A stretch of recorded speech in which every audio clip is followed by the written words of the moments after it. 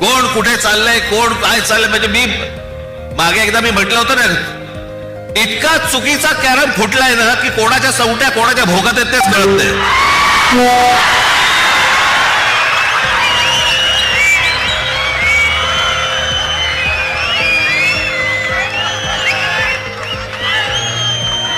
प्रत्येकाला विचारलं लागतं आज कुठे. काही सगळं तर वेडे पिसे झाले, वेडे पिसे.